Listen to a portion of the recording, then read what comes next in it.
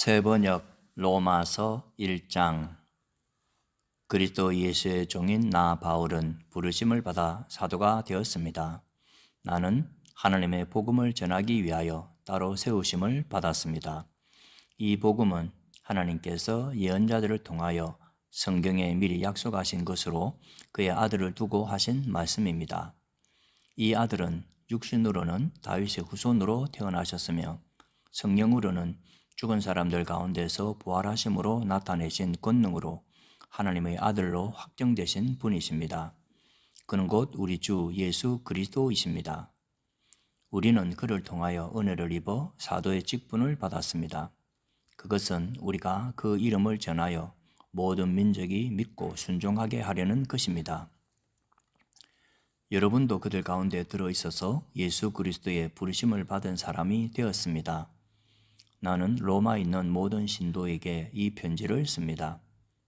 하나님께서 여러분을 사랑하셔서 그의 거룩한 백성으로 부르셨습니다. 하나님 우리 아버지와 주 예수 그리스도께서 내려주시는 은혜와 평화가 여러분에게 있기를 빕니다. 나는 먼저 여러분 모두의 일로 예수 그리스도를 통하여 나의 하나님께 감사를 드립니다.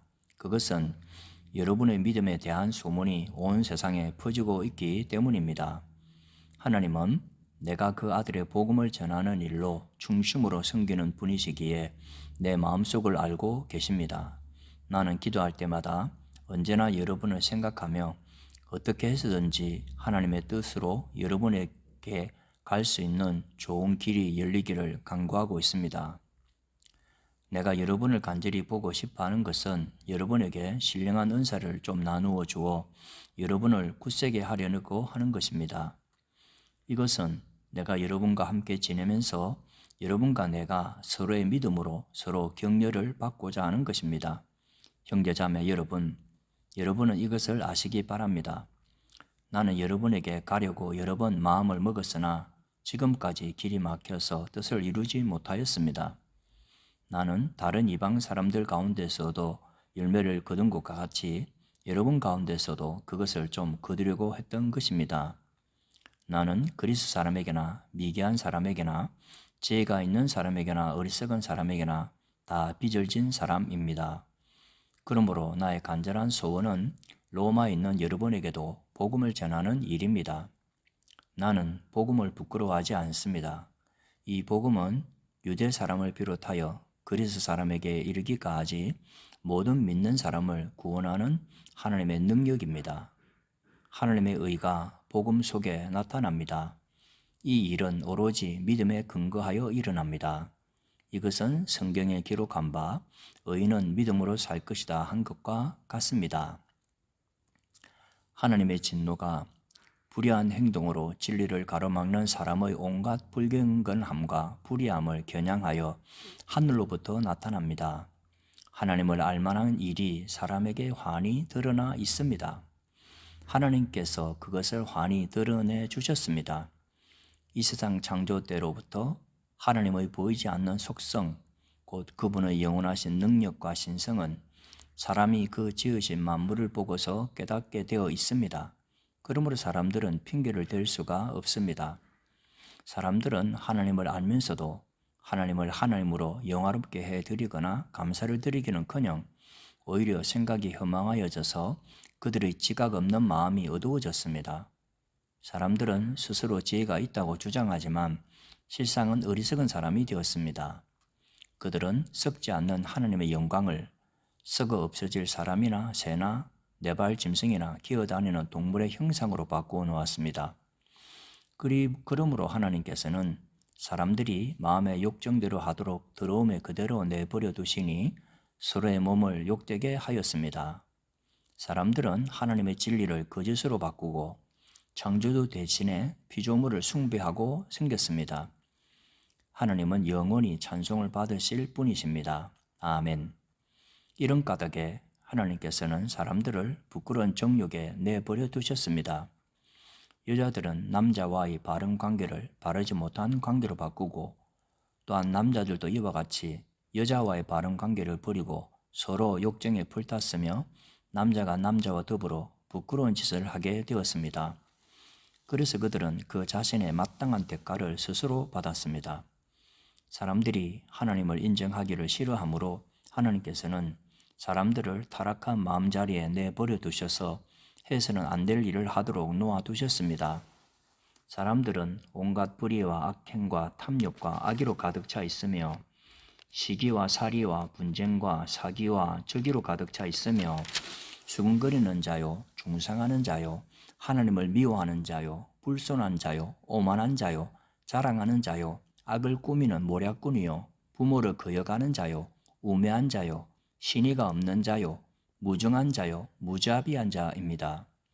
그들은 이와 같은 일을 하는 자들은 죽어야 마땅하다는 하나님의 공정한 법도를 알면서도 자기들만 이런 일을 하는 것이 아니라 이런 일을 저지르는 사람을 두둔하기까지 합니다. 2장. 그러므로 남을 심판하는 사람이여 그대가 누구이든지 죄가 없다고 변명할 수 없습니다. 그대는 남을 심판하는 일로 결국 자기를 정죄하는 셈입니다. 남을 심판하는 그대도 똑같은 일을 하고 있기 때문입니다. 하나님의 심판이 이런 일을 하는 사람들에게 공정하게 내린다는 것을 우리는 압니다. 이런 일을 하는 사람들을 심판하면서 스스로 그런 일을 하는 사람이여 그대는 하나님의 심판을 피할 수 있는 줄로 생각합니까? 아니면 하나님께서 인자하심을 베푸셔서 그들을 인도하여 회개하게 하신다는 것을 알지 못하고 오히려 하나님의 풍성하신 인자하심과 너그러우심과 오래 참으심을 없인 여기는 것입니까? 그들은 완고하여 회개할 마음이 없으니 하나님의 공정한 심판이 나타날 진노의 날에 자기가 받을 진노를 스스로 쌓아 올리고 있는 것입니다. 하나님께서는 각 사람에게 그가 한 대로 갚아주실 것입니다.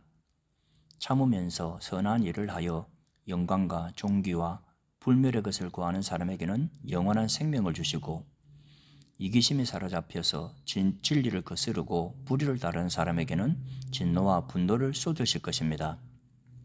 악한 일을 하는 모든 사람에게는 먼저 유대 사람을 비롯하여 그리스 사람에게 이르기까지 환난과 고통을 주실 것이요 선한 일을 하는 모든 사람에게는 먼저 유대 사람을 비롯하여 그리스 사람에게 이르기까지 영광과 존귀와 평강을 내리실 것입니다.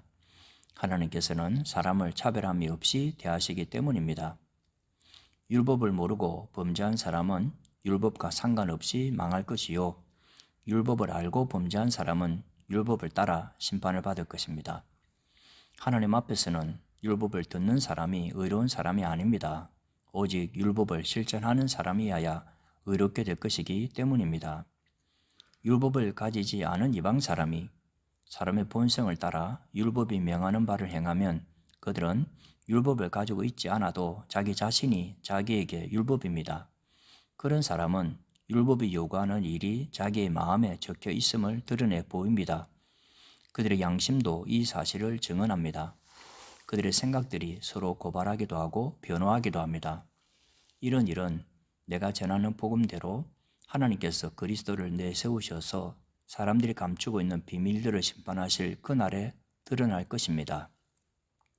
그런데 그대가 유대 사람이라고 자처한다고 합시다. 그래서 그들은 율법을 의지하며 하나님을 자랑하며 율법의 가르침을 받아서 하나님의 뜻을 알고 가장 선한 일을 분간할 줄 알며 눈먼 사람의 길잡이요 어둠 속에 있는 사람의 빛이라고 생각하며 지식과 진리가 율법에 구체화된 모습으로 들어있다고 하면서 스스로 어리석은 사람의 스승이요 어린아이의 교사로 확신한다고 합시다. 그렇다면 그대는 남은 가르치면서도 왜 자기 자신은 가르치지 않습니까?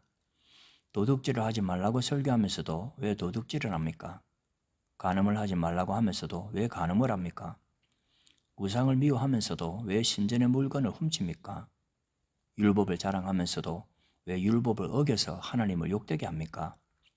성경에 기록한 바 너희 때문에 하나님의 이름이 이방 사람들 가운데서 모독을 받는다 한 것과 같습니다.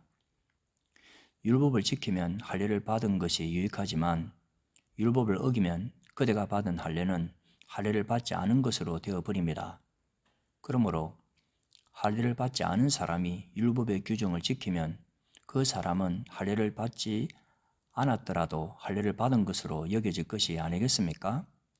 그리고 본래 할례를 받지 않았더라도 율법을 온전히 지키는 사람이 율법의 조문을 가지고 있고 할례를 받았으면서도 율법을 범하는 사람인 그대를 정죄할 것입니다.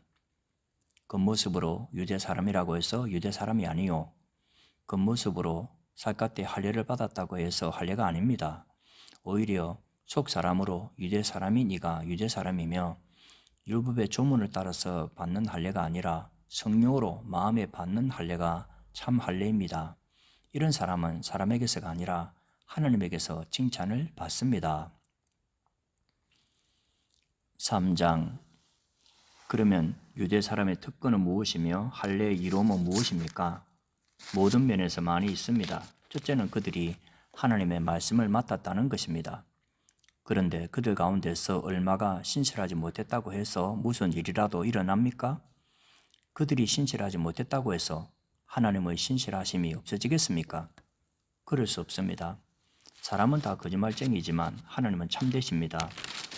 성경에 기록한 바 주님께서는 말씀하실 때 의로우시다 인정을 받으시고 재판을 받으실 때 주님께서 이기시려는 것입니다 한 것과 같습니다.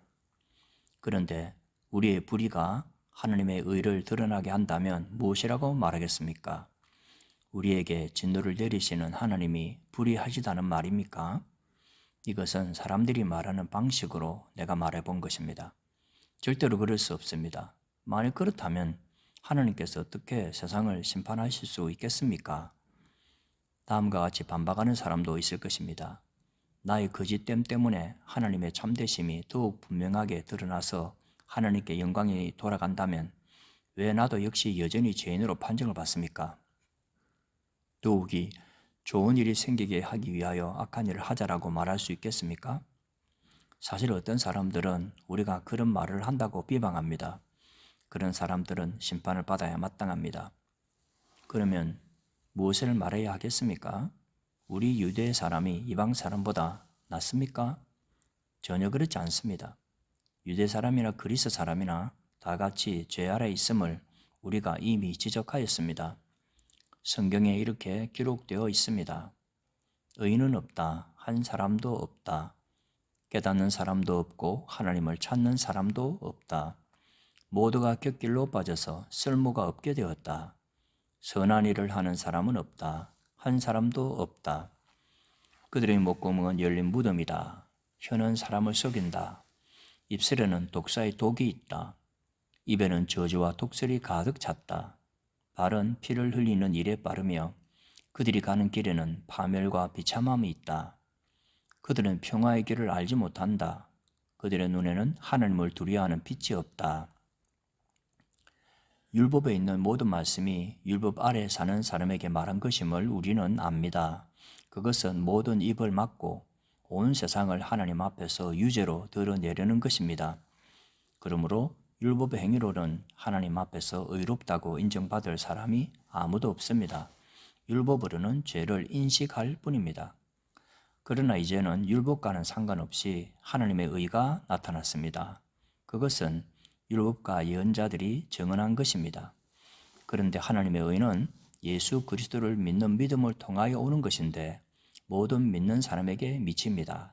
거기에는 아무 차별이 없습니다. 모든 사람이 죄를 범하였습니다. 그래서 사람은 하나님의 영광에 못 미치는 처지에 놓여 있습니다. 그러나 사람은 그리스도 예수 안에서 얻는 구원으로 말미암아 하나님의 은혜로 값없이 의롭다는 선고를 받습니다. 하나님께서는 이 예수를 속죄 제물로 내주셨습니다. 그것은 그의 피를 믿을 때에 유효합니다. 하나님께서 이렇게 하신 것은 사람들이 이제까지 지은 죄를 너그럽게 보아주심으로써 자기의 의를 나타내시려는 것이었습니다. 하나님께서 오래 참으시다가 지금 이때 자기의 의로우심을 나타내신 것은 하나님은 의로우신 분이시라는 것과 예수를 믿는 사람은 누구나 의롭다고 하신다는 것을 보여주시려는 것입니다. 그렇다면 사람이 자랑할 것이 어디에 있습니까? 전혀 없습니다. 무슨 법으로 이렇게 됩니까? 행위의 법으로 됩니까? 아닙니다. 믿음의 법으로 됩니다. 사람이 율법의 행위와는 상관없이 믿음으로 의롭다고 인정을 받는다고 우리는 생각합니다. 하나님은 유대 사람만의 하나님이십니까? 이방 사람의 하나님도 되시지 않습니까? 그렇습니다. 이방 사람의 하나님도 되십니다. 참으로 하나님은 오직 한 분뿐이십니다. 그러므로 하나님께서는 할례를 받은 사람도 믿음을 보시고 의롭다고 하시고 할례를 받지 않은 사람도 믿음을 보시고 의롭다고 하십니다. 그러므로 믿음으로 말미암아 우리가 율법을 폐합니까? 그럴 수 없습니다. 도리어 율법을 굳게 세웁니다.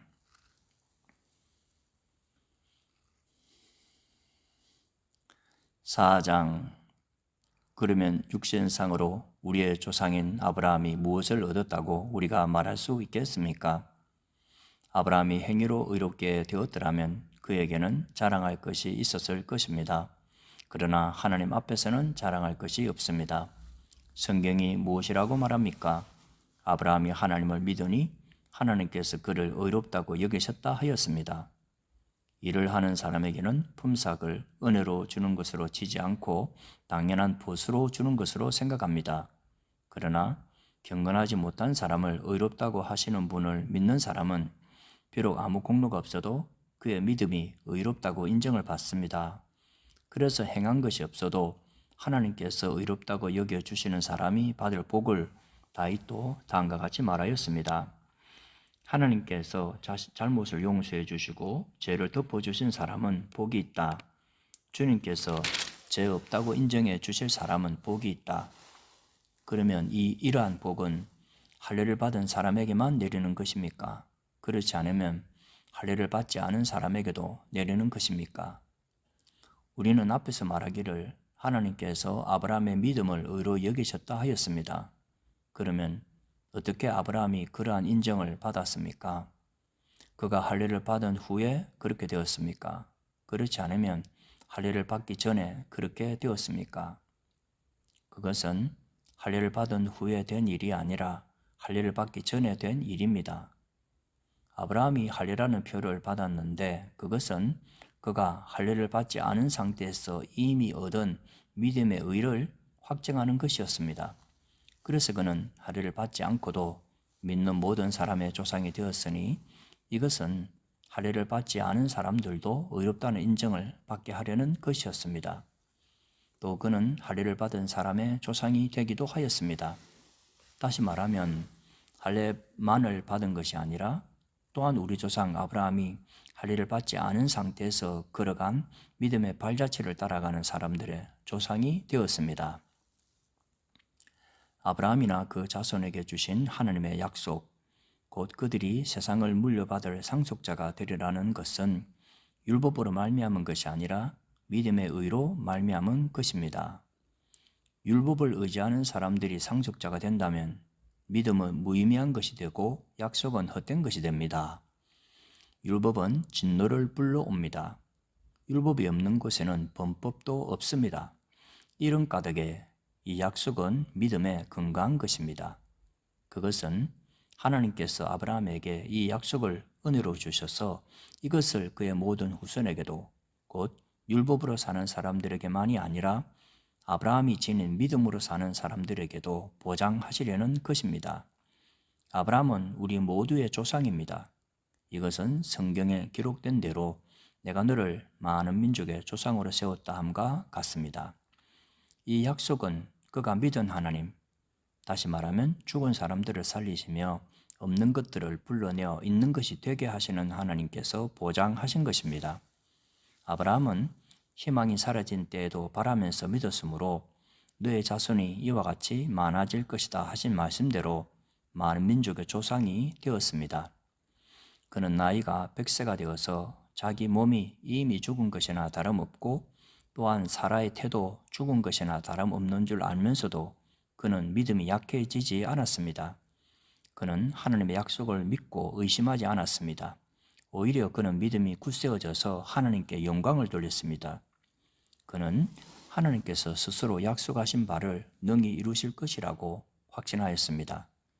그래서 하나님께서는 이것을 보시고 그를 의롭다고 여겨주셨습니다. 그가 의롭다는 인정을 받았다 하는 말은 아브라함만을 위하여 기록된 것이 아니라 하나님께서 의롭다고 여겨 주실 곧 우리 주 예수를 죽은 사람들 가운데서 살리신 분을 믿는 우리까지도 위한 것입니다. 예수는 우리의 범죄 때문에 죽임을 당하셨고 우리를 의롭게 하시려고 살아나셨습니다.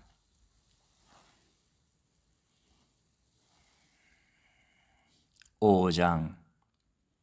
그러므로 우리는 믿음으로 의롭다 하심을 받았으므로 우리 주 예수 그리스도로 말미암아 하나님과 더불어 평화를 누리고 있습니다. 우리는 또한 그리스도로 말미암아 지금 서 있는 이 은혜의 자리에 믿음으로 나오게 되었으며 하나님의 영광에 이르게 될 소망을 품고 자랑을 합니다. 그뿐만 아니라 우리는 환난을 자랑합니다. 우리가 알기로 환난은 인내력을 낳고 인내력은 단련된 인격을 낳고 단련된 인격은 희망을 낳는 줄을 알고 있기 때문입니다. 이 희망은 우리를 실망시키지 않습니다. 하나님께서 우리에게 주신 성령을 통하여 그의 사랑을 우리 마음속에 부어주셨기 때문입니다. 우리가 아직 약할 때에 그리스도께서는 저때에 경건하지 않은 사람을 위하여 죽으셨습니다. 의인을 위해서라면 죽을 사람은 거의 없습니다. 더욱이 선한 사람을 위해서라도 감히 죽을 사람은 드뭅니다. 그러나 우리가 아직 죄인이었을 때에 그리스도께서 우리를 위하여 죽으셨습니다. 이리하여 하나님께서는 우리에 대한 자기의 사랑을 실정하셨습니다. 그러므로 지금 우리가 그리스도의 피로 의롭게 되었으니 그리스도로 말미암아 하나님의 진노에서 구원을 얻으리라는 것은 더욱 확실합니다. 우리가 하나님의 원수일 때도 하나님의 아들의 죽으심으로 말미암아 하나님과 화해하게 되었다면 화해한 우리가 하나님의 생명으로 구원을 얻으리라는 것은 더욱더 확실한 일입니다. 그뿐만 아니라 우리는 또한 우리 주 예수 그리스도로 말미암아 하나님을 자랑합니다. 우리는 지금 그로 말미암아 하나님과 화해를 하게 된 것입니다. 그러므로 한 사람으로 말미암아 죄가 세상에 들어왔고 또 그 죄로 말미암아 죽음이 들어온 것 같이 모든 사람이 죄를 지었기 때문에 죽음이 모든 사람에게 이르게 되었습니다. 율법이 있기 전에도 죄가 세상에 있었으나 율법이 없을 때에는 죄를 죄로 여겨지지 않았습니다. 그러나 아담 시대로부터 모세 시대에 이르기까지는 아담의 범죄와 같은 죄를 짓지 않은 사람들까지도 죽음의 지배를 받았습니다. 아담은 장차 오실 분의 모형이었습니다. 그러나 하나님께서 은혜를 베푸실 때 생긴 일은 아담 한 사람이 범죄했을 때 생긴 일과 같지 않습니다. 한 사람의 범죄로 많은 사람이 죽었으나 하나님의 은혜와 예수 그리스도 한 사람의 은혜로 말미암은 선물은 많은 사람에게 더욱더 넘쳐나게 되었습니다. 또한 하나님께서 주시는 선물은 한 사람의 범죄의 결과와 같지 않습니다. 한 범죄에서는 심판이 뒤따라와서 유죄 판결이 내려졌습니다마는 많은 범죄에서는 은혜가 뒤따라와서 무죄 선언이 내려졌습니다.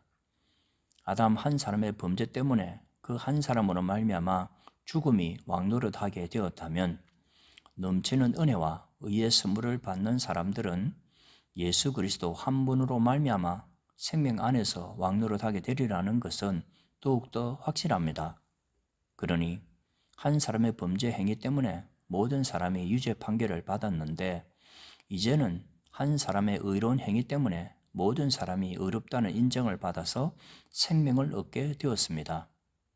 한 사람이 순종하지 않음으로 말미암아 많은 사람이 죄인으로 판정을 받았는데 이제는 한 사람이 순종하심으로 말미암아 많은 사람이 의인으로 판정을 받을 것입니다. 율법은 범죄를 증가시키려고 끼어 들어온 것입니다. 그러나 죄가 많은 곳에 은혜가 더욱 넘치게 되었습니다. 그것은 죄가 죽음으로 사람을 지배한 것과 같이 은혜가 의를 통하여 사람을 지배하여 우리 주 예수 그리스도로 말미암아 얻는 영원한 생명에 이르게 하리는 것입니다.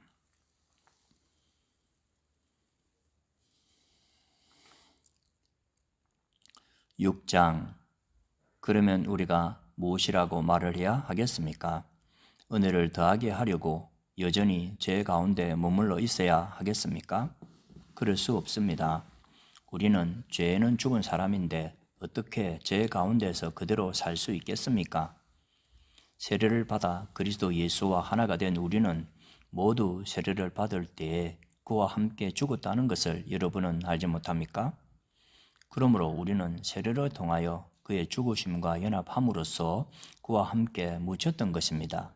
그것은 그리스도께서 아버지의 영광으로 말미암아 죽은 사람들 가운데서 살아나신 것과 같이 우리도 또한 새 생명 안에서 살아가기 위함입니다. 우리가 그의 죽으심과 같은 죽음을 죽어서 그와 연합하는 사람이 되었으면 우리는 부활에 있어서도 또한 그와 연합하는 사람이 될 것입니다. 우리의 옛사람이 그리스도와 함께 십자가에 달려 죽은 것은 죄의 몸을 멸하여서 우리가 다시는 죄의 노예가 되지 않게 하려는 것임을 우리는 압니다. 죽은 사람은 이미 죄의 세력에서 해방되었습니다.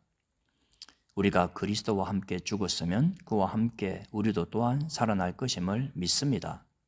우리가 알기로 그리스도께서는 죽은 사람들 가운데서 살아나셔서 다시는 죽지 않으시며 다시는 죽음이 그를 지배하지 못합니다. 그리스도께서 죽으신 죽음은 죄에 대해서 단번에 죽으신 것이요, 그분이 사시는 삶은 하나님을 위하여 사시는 것입니다. 이와 같이 여러분도 죄에 대해서는 죽은 사람이요, 하나님을 위해서는 그리스도 예수 안에서 살고 있는 사람이라는 것을 알아야 합니다. 그러므로 여러분은 죄가 여러분의 죽을 몸을 지배하지 못하게 해서 여러분이 몸의 정욕에 굴복하는 일이 없도록 하십시오. 그러므로 여러분은 여러분의 지체를 죄에 내맡겨서 불의의 연장이 되게 하지 마십시오. 오히려 여러분은 죽은 사람들 가운데서 살아난 사람답게 여러분을 하나님께 바치고 여러분의 지체를 의의 연장으로 하나님께 바치십시오. 여러분은 율법 아래 있지 않고 은혜 아래 있으므로 죄가 여러분을 다스릴 수 없을 것입니다. 그러면 어떻게 해야 하겠습니까? 우리가 율법 아래 있지 않고 은혜 아래에 있다고 해서 마음 놓고 죄를 짓자는 말입니까? 그럴 수 없습니다. 여러분이 아무에게나 자기를 종으로 내맡겨서 복종하게 하면 여러분은 여러분이 복종하는 그 사람의 종이 되는 것임을 알지 못합니까? 여러분은 죄의 종이 되어 죽음에 이르거나 아니면 순종의 종이 되어 의에 이르거나 하는 것입니다. 그러나 하나님께 감사하는 것은 여러분이 이전에는 죄의 종이었으나 이제 여러분은 전에 받은 교훈의 본에 마음으로부터 순종함으로써 죄에서 해방을 받아서 의의 종이 된 것입니다. 여러분의 이해력이 미약하므로 내가 사람의 방식으로 말하겠습니다. 여러분이 전에는 자기 지체를 더러움과 불법의 종으로 내맡겨서 불법에 빠져 있었지만 이제는 여러분의 지체를 의의 종으로 바쳐서 거룩함에 이르도록 하십시오. 여러분이 죄의 종일 때에는 의에 얽매이지 않았습니다. 여러분은 그때 무슨 열매를 거두었습니까? 이제 와서 여러분이 그러한 생활을 부끄러워하지만은 그러한 생활의 마지막은 죽음입니다. 이제 여러분은 죄에서 해방을 받고 하나님의 종이 되어서 거룩함에 이르는 삶의 열매를 맺고 있습니다. 그 마지막은 영원한 생명입니다.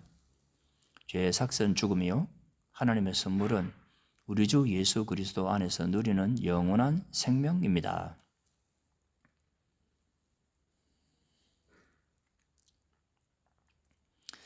(7장) 형제 자매 여러분, 나는 율법을 아는 사람들에게 말을 합니다. 율법은 사람이 살아있는 동안에만 그 사람을 지배한다는 것을 알지 못합니까? 결혼한 여자는 그 남편이 살아있는 동안에는 법으로 남편에게 매여 있으나 남편이 죽으면 남편의 법에서 풀려납니다. 그러므로 남편이 살아있는 동안에 그 여자가 다른 남자에게로 가면 그 여자는 간음한 여자라는 말을 듣게 됩니다. 그러나 남편이 죽으면 그 법에서 해방되는 것이므로 다른 남자에게로 갈지라도 간음한 여자가 되지 않습니다. 나의 형제 자매 여러분, 그러므로 여러분도 그리스도의 몸으로 말미암아 율법에 대해서는 죽임을 당했습니다. 그래서 여러분은 다른 분, 곧 죽은 사람들 가운데서 살아나신 그분에게 속하게 되었습니다. 그것은 우리가 하나님을 위하여 열매를 맺게 하기 위함입니다. 이전에 우리가 육신을 따라 살 때에는 율법으로 말미암아 일어나는 죄의 욕정이 우리 몸의 지체 안에서 작용해서 죽음에 이르는 열매를 맺었습니다. 그러나 지금은 우리를 올감했던 것에 대하여 죽어서 율법에서 풀려났습니다. 그래서 우리는 문자의 열매인 낡은 정신으로 하나님을 섬기지 않고 성령이 주시는 새 정신으로 하나님을 섬깁니다. 그러면 우리가 무엇이라고 말을 하겠습니까? 율법이 죄입니까? 그럴 수 없습니다. 그러나 율법에 비추어 보지 않았다면 나는 죄가 무엇인지 알지 못하였을 것입니다. 율법에 탐내지 말아라 하지 않았다면 나는 탐심이 무엇인지를 알지 못하였을 것입니다. 그러나 죄는 이 계명을 통하여 틈을 타서 내 속에서 온갖 탐욕을 일으켰습니다. 율법이 없으면 죄는 죽은 것입니다. 전에는 율법이 없어서 내가 살아 있었는데 계명이 들어오니까 죄는 살아나고 나는 죽었습니다. 그래서 나를 생명으로 인도해야 할 그 계명이 도리어 나를 죽음으로 인도한다는 것이 드러났습니다. 죄가 그 계명을 통하여 틈을 타서 나를 속이고 또 그 계명으로 나를 죽였습니다. 그러므로 율법은 거룩하며 계명도 거룩하고 의롭고 선한 것입니다. 그러니 그 선한 것이 나에게 죽음을 안겨주었다는 말입니까? 그럴 수 없습니다. 그러나 죄를 죄로 드러나게 하려고 죄가 그 선한 것을 방편으로 하여 나에게 죽음을 일으켰습니다. 그것은 계명을 방편으로 하여 죄를 극도로 죄답게 되게 하려는 것이었습니다. 우리는 율법이 신령한 것인 줄 압니다. 그러나 나는 육정에 매인 존재로서 죄 아래에 팔린 몸입니다. 나는 내가 하는 일을 도무지 알 수가 없습니다. 내가 해야 된다고 생각하는 일은 하지 않고 도리어 해서는 안 되겠다고 생각하는 일을 하고 있으니 말입니다. 내가 그런 일을 하면서도 그것을 해서는 안 되겠다고 생각하는 것은 곧 율법이 선하다는 사실에 동의하는 것입니다. 그렇다면 그와 같은 일을 하는 것은 내가 아니라 내 속에 자리를 잡고 있는 죄입니다. 나는 내 속에 곧 내 육신 속에 선한 것이 깃들여 있지 않다는 것을 압니다. 나는 선을 행하려는 의지는 있으나 그것을 실행하지는 않으니 말입니다. 나는 내가 원하는 선한 일은 하지 않고 도리어 원하지 않는 악한 일을 합니다. 내가 해서는 안 되는 것을 하면 그것을 하는 것은 내가 아니라 내 속에 자리를 잡고 있는 죄입니다. 여기에서 나는 법칙 하나를 발견하였습니다. 곧 나는 선을 행하려고 하는데 그러한 나에게 악이 붙어 있다는 것입니다. 나는 속 사람으로는 하나님의 법을 즐거워하나 내 지체에는 다른 법이 있어서 내 마음의 법과 맞서서 싸우며 내 지체에 있는 죄의 법에 나를 포로로 만드는 것을 봅니다. 아, 나는 비참한 사람입니다. 누가 이 죽음의 몸에서 나를 건져주겠습니까? 우리 주 예수 그리스도를 통하여 나를 건져주신 하나님께 감사드립니다. 그러니 나 자신은 마음으로는 하나님의 법을 섬기고 육신으로는 죄의 법을 섬기고 있습니다.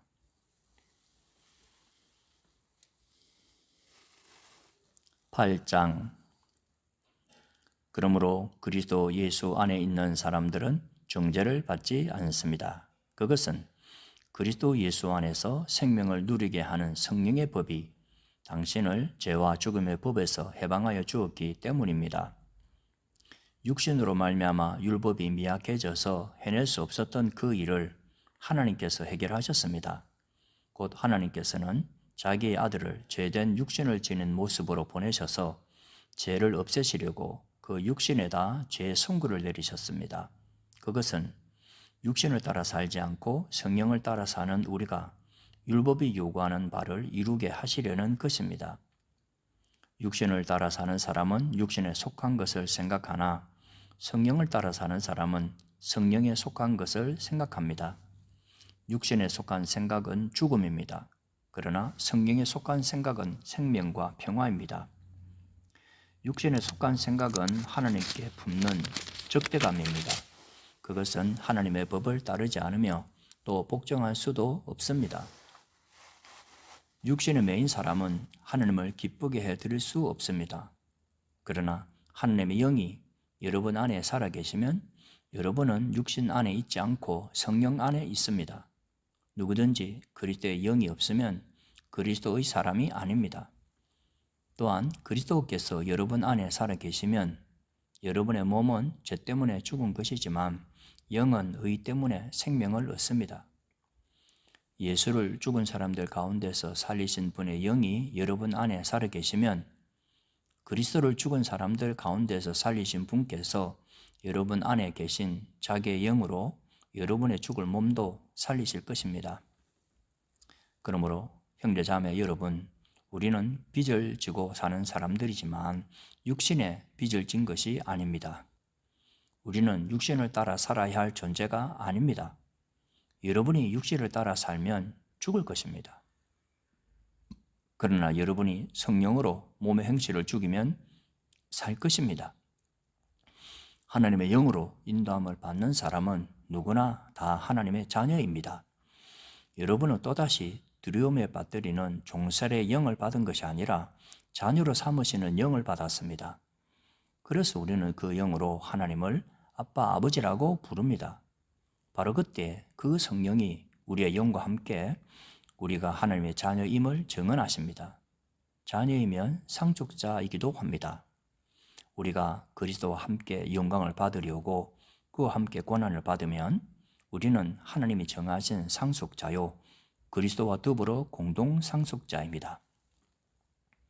현재 우리가 겪는 고난은 장차 우리에게 나타날 영광에 견주면 아무것도 아니라고 나는 생각합니다. 피조물은 하나님의 자녀들이 나타나기를 간절히 기다리고 있습니다. 피조물이 허무에 굴복했지만 그것은 자의로 그렇게 한 것이 아니라 굴복하게 하신 그분이 그렇게 하신 것입니다. 그러나 소망은 남아 있습니다. 그것은 곧 피조물도 썩어짐의 종살이에서 해방되어서 하나님의 자녀가 누릴 영광된 자유를 얻으리라는 것입니다.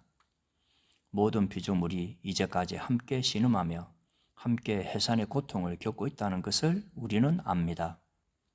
그뿐만 아니라 첫 열매로서 성령을 받은 우리도 자녀로 삼아 주실 것을 곧 우리 몸을 속량하여 주실 것을 고대하면서 속으로 신음하고 있습니다. 우리는 이 소망으로 구원을 얻었습니다. 눈에 보이는 소망은 소망이 아닙니다. 보이는 것을 누가 바라겠습니까? 그러나 우리가 보이지 않는 것을 바라면 참으면서 기다려야 합니다. 이와 같이 성령께서도 우리의 약함을 도와주십니다. 우리는 어떻게 기도해야 할지도 알지 못하지만 성령께서 친히 이루다 말할 수 없는 탄식으로 우리를 대신하여 간구하여 주십니다. 사람의 마음을 꿰뚫어 보시는 하나님께서는 성령의 생각이 어떠한지를 아십니다. 성령께서 하나님의 뜻을 따라 성도를 대신하여 간구하시기 때문입니다. 하나님을 사랑하는 사람들, 곧 하나님의 뜻대로 부르심을 받은 사람들에게는 모든 일이 서로 협력해서 선을 이룬다는 것을 우리는 압니다. 하나님께서는 미리 아신 사람들을 택하셔서 자기 아들의 형상과 같은 모습이 되도록 미리 정하셨으니 이것은 그 아들이 많은 형제 가운데서 맏아들이 되게 하시려는 것입니다.